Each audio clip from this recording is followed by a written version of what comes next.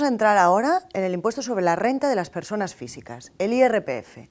Veamos el título, solo el título ya nos dice que va a gravar la renta de las personas físicas y además la renta de las personas físicas residentes en territorio español, teniendo en cuenta el concepto de residencia en territorio español, 183 días, núcleo principal de los negocios y donde tengan su residencia el cónyuge y los hijos. Bien, para explicar la renta vamos a entrar con el análisis del esquema de la renta. La renta, en ella deben tributar todas aquellas personas físicas residentes que tengan determinado nivel de ingresos. En la renta voy a tener una base imponible que va a tener dos partes, la base imponible general y la base imponible del ahorro. Bien, ¿por qué tiene dos partes? Porque cada una de estas dos partes tributará a tipos diferentes. Bien, si analizamos qué debe declararse en la base imponible general, la base imponible general es aquella en la que yo debo declarar la gran mayoría de mis ingresos. Debo declarar aquí, por ejemplo, mis rendimientos del trabajo. Debo declarar aquí mis rendimientos del capital inmobiliario. Son los arrendamientos. Yo soy propietario de un inmueble y lo tengo arrendado, pues aquí declararé los arrendamientos que obtengo. También declararé en esta parte, en la base imponible general, los rendimientos de actividades económicas. Yo soy un empresario, soy un profesional que tengo una actividad económica individual, pues aquí declararé mis ingresos y mis gastos, mi rendimiento, y lo tendré que declarar en la base imponible general, mi beneficio o mi pérdida en caso que la tuviera. Aquí también tendré que declarar alguna imputación de rentas, y en la base imponible general también deben declararse las variaciones patrimoniales, algunas variaciones patrimoniales. Analizaremos por encima qué son variaciones patrimoniales.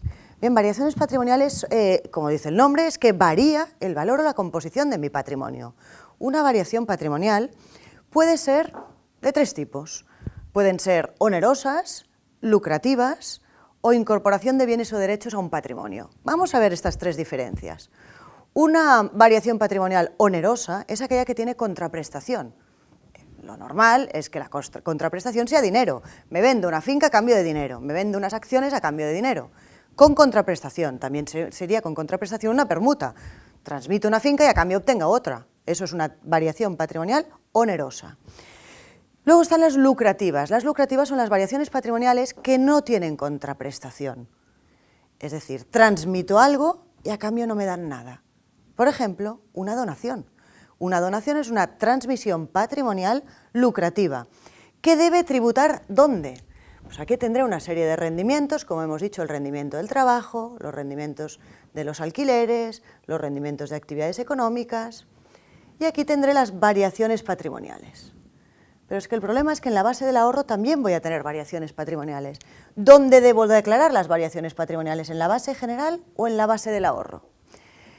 Bien, una vez hemos analizado que las variaciones patrimoniales pueden ser onerosas o lucrativas, quiero entrar un poco más en el tema de las lucrativas.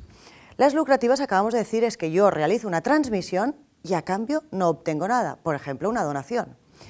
Bien, en una donación hay dos partes, ¿no? El que da y el que recibe. El que recibe, pues yo tengo un inmueble y decido donarlo a un hermano. El que está recibiendo el inmueble es mi hermano. Mi hermano pagará por un impuesto. ¿Cuál? Uno que hemos nombrado, que era el impuesto sobre sucesiones y donaciones, que analizaremos más adelante, y que grava tanto las herencias como las donaciones.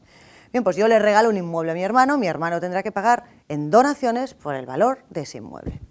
Y yo, pues aquí hay otra figura, que es el transmitente. El transmitente debe pagar en el impuesto sobre la renta como variación patrimonial. Ya veremos si en este apartado o en este, pero es una variación patrimonial. Y el ejemplo más claro, en un inmueble funciona igual, pero quizás queda mucho más claro si lo pongo con un ejemplo numérico, ¿no? Supongamos que compré unas acciones que cotizan, que así no tendré ningún problema en saber el valor, y las compré por 1.000 euros. Y hoy el valor de estas acciones, son 10.000 euros. Y hoy las decido donar a mi hermano, a un familiar, a un amigo, a quien sea.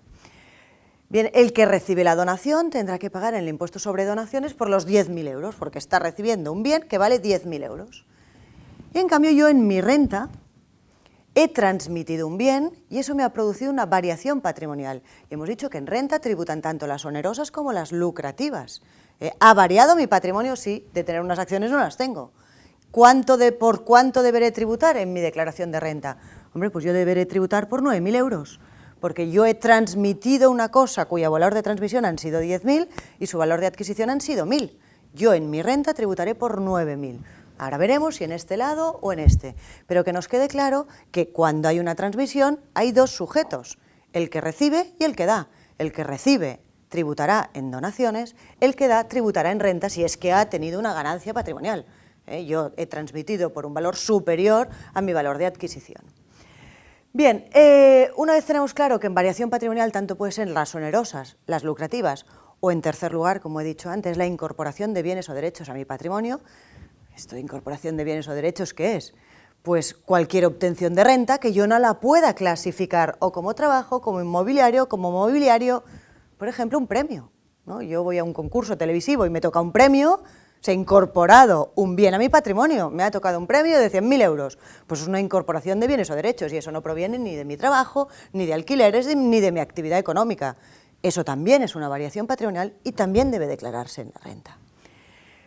¿Dónde deben declararse? Porque no es lo mismo declararse en la base general que declararse en la base del ahorro. Pues bien, ¿qué declararé en la base general? En la base general declararé este tercer caso, incorporación de bienes o derechos a mi patrimonio. Incorporación de bienes, por ejemplo, un premio o cualquier incorporación de bienes que no se derive de una transmisión. Pues bien, un premio de un concurso televisivo lo declararé aquí. Pero además aquí también declararé algo más. Cuando tengo una variación patrimonial que se deriva de una transmisión, sea onerosa o sea lucrativa, pero que se deriva de una transmisión que entre la fecha de compra y la fecha de venta del bien no ha pasado un año. Aquí declararé incorporación de bienes o derechos, sin causa concreta, y también las variaciones patrimoniales onerosas o lucrativas que haya transcurrido menos de un año entre la transmisión y la adquisición. ¿Y qué declararé aquí en la base del ahorro? Pues en el ahorro declararé lo que me falta, que son las transmisiones onerosas o lucrativas, transmisión de elementos patrimoniales onerosos o lucrativos, pero que entre la fecha de compra y la fecha de venta haya pasado más de un año. Menos de un año irán aquí, más de un año irán aquí. Bien, y me queda un rendimiento por explicar, que es el rendimiento del capital mobiliario. En general, el rendimiento del capital mobiliario va a ir aquí, hay algún caso en concreto que va a ir aquí, como por ejemplo el tema de determinadas operaciones vinculadas, o el tema del subarrendamiento de bienes, o la cesión de derechos de imagen, por ejemplo, en los deportistas, pero en principio la gran mayoría de rendimientos del capital mobiliario van a ir a la base del ahorro. ¿Y qué rendimientos del capital mobiliario conocemos? Pues hay 4 tipos de rendimientos del capital mobiliario, 4 tipos que contempla la ley. El primer tipo es participación en fondos propios de entidades. Si analizamos el nombre, cuando una persona física, que estamos en la renta, obtiene un rendimiento porque participa en los fondos propios de una entidad, es porque es socio, partícipe o accionista, si no, no podría obtener un rendimiento de este tipo. En general, como rendimientos del capital mobiliario de participación en fondos propios, voy a tener los dividendos. El segundo tipo de rendimientos del capital mobiliario van a ser la cesión a terceros de capitales propios. Yo tengo un capital que lo cedo a un tercero para que me dé un rendimiento, porque aquí lo único que voy a declarar es el rendimiento que obtengo. Y aquí el caso más claro van a ser pues, las imposiciones a plazo que me dan un interés, o los rendimientos de unas letras del Tesoro, o de unos bonos, o de unas obligaciones. Toda esa cesión a terceros de capitales propios que obtengo un rendimiento por ello, lo voy a declarar aquí. El tercer tipo va a ser todo lo relacionado con los seguros de vida, cualquier producto financiero que incluya una póliza de vida. Eso no quiere decir que yo solo vaya a cobrarlo cuando fallezca, porque si lo voy a cobrar cuando fallezco, el que lo cobraré no seré yo, sino que será el beneficiario, y eso tributará en sucesiones. Aquí voy a declararlo cuando el contratante y el beneficiario son el mismo y he sobrevivido. Por lo tanto, irá aquí, rendimientos del capital mobiliario. El cuarto tipo es lo que hemos dicho antes, subarrendamiento, la cesión de derechos de imagen, que será el tipo que irá aquí. Bien, pues ya hemos hecho el primer esquema de dónde debo declarar mis rendimientos, en la base general o en la base del ahorro. Antes de pasar a posibilidades de reducir el tipo impositivo o aplicar alguna reducción, me interesaría entrar un segundo en los rendimientos del trabajo, porque los rendimientos del trabajo es uno de los rendimientos en los que debo declarar un producto financiero importante, que es el cobro de planes de pensiones. Cuando alguien percibe un plan de pensiones, en el momento en el que se percibe, para él va a ser rendimiento del trabajo. Y va a ser siempre rendimiento del trabajo, siempre sin excepción. Vamos a analizar el siempre sin excepción. Es evidente que cuando yo pongo dinero a un plan de pensiones, yo lo iré poniendo, hoy veremos que cuando lo pongo me lo puedo descontar o no, ya veremos cómo, pero el tema es, ¿y el día que yo lo cobre? ¿Por qué se puede cobrar un plan de pensiones? Pues solo se puede percibir los rendimientos de un plan de pensiones cuando suceda la contingencia. ¿Cuál es la contingencia? Pues la más normal es fallecimiento, jubilación, paro prolongado, discapacidad. Vamos a hablar de las dos más habituales, que es o el fallecimiento o la jubilación. Yo he ido poniendo dinero a un plan de pensiones y llega el momento de la jubilación y lo percibo. Pues el día en que yo perciba ese plan de pensiones que yo he tenido acumulado durante X años, lo voy a tener que declarar como un rendimiento del trabajo más, porque así lo califica la ley como rendimiento del trabajo. Pero la segunda opción es, yo he ido poniendo dinero a un plan de pensiones y fallezco. No lo cobraré yo, sino el beneficiario del plan de pensiones, el que yo haya designado como beneficiario. Pues bien, si el que cobra el plan de pensiones es el beneficiario, ¿dónde debe tributar? Debe tributar igual como rendimiento del trabajo.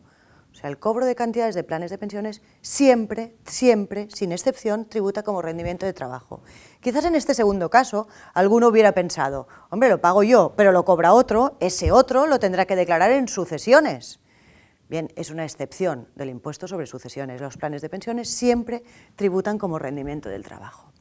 Bien, más o menos hemos clasificado dentro de la base general o dentro de la base del ahorro lo que debe tributar de todas mis rentas. Vamos a seguir con el esquema. Una vez hemos declarado todas mis rentas en un apartado o en otro, en la base general o en la base del ahorro, el siguiente apartado será aplicar las reducciones. Las reducciones. Y eso me dará la base liquidable general. ¿Qué reducciones puedo aplicar para obtener de la base imponible la liquidable? Bien, pues las reducciones son limitadas, son las tasadas por la ley. La primera de las reducciones que puedo aplicar es la reducción por declaración conjunta. Sabemos que la renta es un impuesto que puede hacerse de forma individual o de forma conjunta. ¿Con quién lo puedo hacer conjunta? Pues solo lo puedo hacer conjunta con los miembros de mi unidad familiar. ¿Y quién forma unidad familiar? Pues unidades familiares en el IRPF hay dos tipos de unidades familiares. El primer tipo son los matrimonios casados, si es que los tienen con hijos menores de 18 años. Ese es el primer tipo, matrimonios casados o ellos solos porque no tienen hijos menores de 18 o junto con sus hijos menores de 18 años. Y el segundo tipo es lo que todos conocemos por familias monoparentales, padre o madre, soltero, separado o viudo, con hijos menores de 18. Bien, pues si decidimos hacer la declaración conjunta, ¿conjunta qué es? Yo supongamos que estoy casada y tengo dos hijos menores de 18. Hombre, pues podríamos hacer una declaración por cada uno de los cuatro, tendríamos 4 declaraciones. Si decidimos hacer la conjunta, en vez de hacer 4, haríamos una, y en esa una uniríamos las rentas de todos. Bien, pues si decido hacer declaración conjunta, la primera de las reducciones es la reducción por declaración conjunta, en función de si soy matrimonio casado o si soy familia monoparental. Primera reducción importante.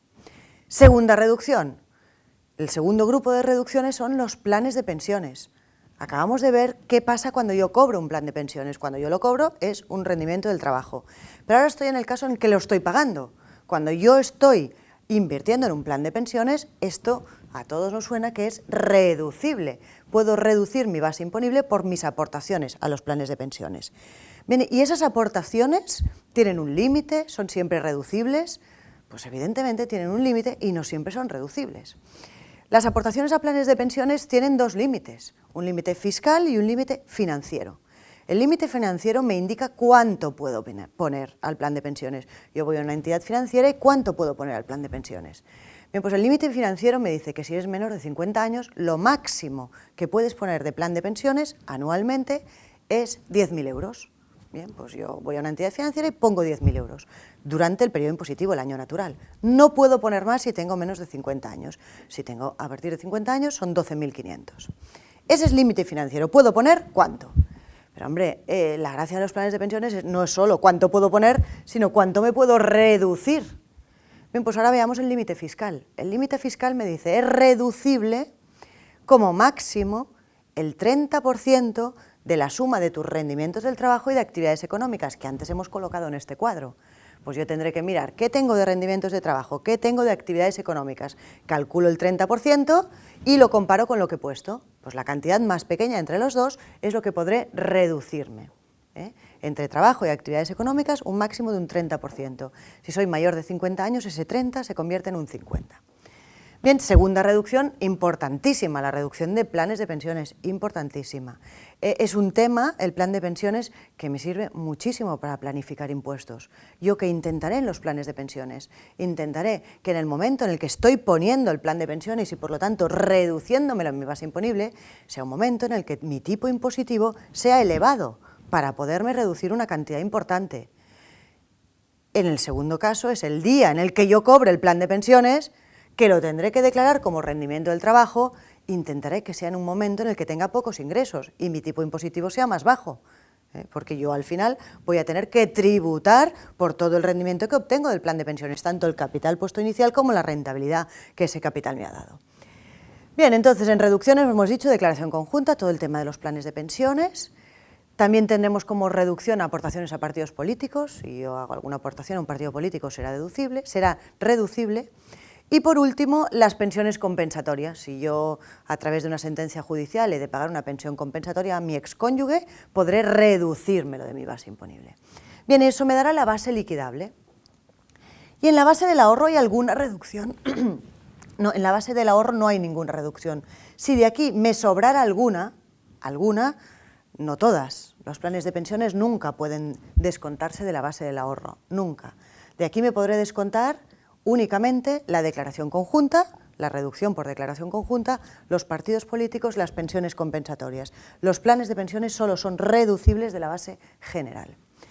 Bien, pues si de aquí me sobrara alguna, la podría arrastrar de las que hemos dicho. Así tengo la base liquidable general y la base liquidable del ahorro. Bien, este es un tributo, la renta es un tributo estatal con algunas competencias cedidas a las comunidades autónomas, algunas competencias. Hasta aquí, las comunidades autónomas no tienen ninguna competencia cedida. Lo que he explicado hasta este momento es igual en cualquier comunidad autónoma, dejando aparte País Vasco y Navarra. A partir de aquí, que aquí es el momento de aplicar el tipo impositivo, las comunidades autónomas deben decidir el 50% del tipo impositivo para los residentes en su comunidad autónoma. O sea que a partir de aquí hay diferencias entre comunidades autónomas porque cada comunidad autónoma del 50% de la escala decidirá para sus residentes cuál será el tipo impositivo. Bien, pues una vez implico el tipo impositivo en general va con un mínimo del 24,75 hasta un 50 y algo, depende de la comunidad autónoma. Esto me dará una cuota que le llamaremos 1. A la base liquidable del ahorro también le aplicaré el tipo impositivo, tipos impositivos que depende del periodo impositivo están normalmente entre un 21 y un 27%, y esto me dará una cuota que llamaremos 2. Bien, pero me falta un elemento esencial de la renta, que es la parte por la que voy a tributar a tipo 0, el mínimo que necesito y por el que no voy a tributar. Y ese es el mínimo personal y familiar. El mínimo personal y familiar es otra de las competencias que tienen las comunidades autónomas y que pueden modificar. Es el mínimo por el que no voy a pagar impuestos y ese mínimo dependerá de la edad del contribuyente, de si tiene descendientes o no, de si con él viven ascendientes o no y de si alguno de ellos, del grupo familiar, tiene alguna discapacidad y en función de todos esos condicionantes tendré un mínimo. A ese mínimo le aplicaré en general el mismo tipo impositivo de la base liquidable general. Aplicaré la escala de la base liquidable general y eso me dará una cuota que llamaremos 3. Bien, para obtener una única cuota íntegra sumaré la 1 y la 2 porque la 1 y la 2 vienen de mis ingresos y restaré la 3 porque la 3 es la parte de mis rendimientos por la que no voy a pagar impuestos. Y eso me dará una única cuota íntegra. Una única cuota íntegra. ¿Qué me queda finalmente? Pues lo único que me queda será descontar las deducciones. Y eso me dará una cuota líquida. Deducciones. competencia que tienen comunidades autónomas. El Estado aprueba unas, pero las comunidades autónomas pueden aprobar diferentes. Deducciones, pues ya sabéis que en algún momento deducción por vivienda, por adquisición de vivienda en función de la fecha en la que lo ha adquirido, deducción por obras en la vivienda, deducción por donaciones, ¿sí? Determinadas deducciones, y en función de la comunidad autónoma donde tenga mi residencia fiscal tendré unas u otras deducciones. Bien, una vez hemos descontado las deducciones tenemos la cuota líquida. Solo nos queda un paso, que es descontar las retenciones y los pagos a cuenta. Y eso finalmente nos dará el importe a pagar o a devolver. Bien, si la renta sale a pagar, quiere decir que tengo la cuota líquida es superior a las retenciones. He tenido pocas retenciones y por eso me sale a pagar. Si la renta me sale a devolver, quiere decir que he tenido un exceso de retenciones y me están devolviendo lo que yo he anticipado de impuestos, porque las retenciones y los pagos a cuentas son únicamente eso, un adelanto de impuestos, que cuando llegue el momento de la declaración de la renta ya tengas anticipada la mayor parte de tu declaración de renta. Por ejemplo, veamos el caso más claro, en un sueldo, ¿no? Yo tengo mi sueldo bruto y cobro 100, pero en mi cuenta corriente no entran 100, entran 80. La diferencia entre el bruto y el neto, una de las diferencias entre el bruto y el neto es la retención, el adelanto de impuestos. Bien, si yo quiero saber exactamente en cuánto estoy contribuyendo al sostenimiento de los gastos públicos a través de mi declaración de renta, no es la última línea, pagar o devolver, es la cuota líquida, ¿eh? Pagar o devolver es solo si he tenido un exceso o un defecto de retenciones, pero mi aportación ha sido la cuota líquida antes de las retenciones y pagos a cuenta. Con este esquema tan reducido de la renta, queremos llamar la atención en varios apartados. El primero es que no confundamos una reducción con una deducción. Las reducciones, entre ellas el plan de pensiones, reducen mi base imponible para obtener la liquidable y mirar que están antes del cálculo del tipo impositivo. En cambio, las deducciones es una detracción de la cuota, menos a pagar, ¿eh? Conceptos muy diferentes, reducción que deducción, que lo que hace es disminuir mi cuota. Y por último, las retenciones, como ya hemos dicho, es un adelanto de impuestos. Bien, vemos que antes de realizar cualquier operación con contenido económico que pueda afectar a la renta, planifiquémosla, calculémosla, analicemos cuántos impuestos voy a pagar y con eso decidiré si me sale a cuenta o no continuar con esa operación con contenido económico.